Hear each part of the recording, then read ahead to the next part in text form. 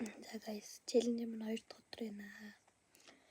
За тэгээд миний 104 байсан бол 105 болсон байна. Тэгэхээр өнөөрөө өчигдөрхөн харахад 104 байсан байхгүй юу? Тэгээд сая яарсан чинь 105 болчиход тэгээд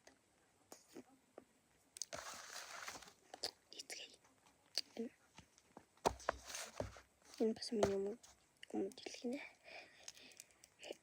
Хэдэн жил юм. Тэсэмт гэмсний хэппи праймерууд чинь тэгээд хэдэн жилийн өмнө болохоор ямар ч сан ингэ хийх жоохгүй юу?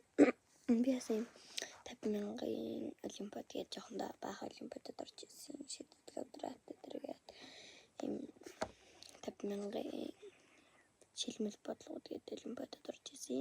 Тэгээд олимпиадад орсны дараа юм ном ирсэн баггүй амар тэнэг. Тэгээд одоо би ерөнхийдөө шалгалтанд орохдоо ерөнхийдөө энэс л хэцүү гэсэн бодлогоонуудыг бодож байгаа. Тэгэхээр бонор одоо хэлцгээе. За.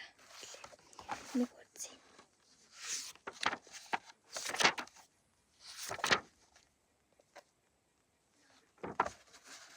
Би дугуйлах тасгал хийх юм уу? Тест тасгал хийх юм уу гэж бодож байна. Тэгээд хэлцгээе. Эндээс эхэлж. Одоо би танарт харуулъя. Тэ.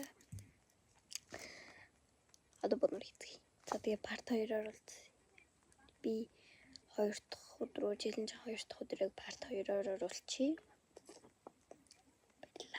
Баярлалаа. Баяртай ч парт 2-оор оруулцлаа. Бай бай.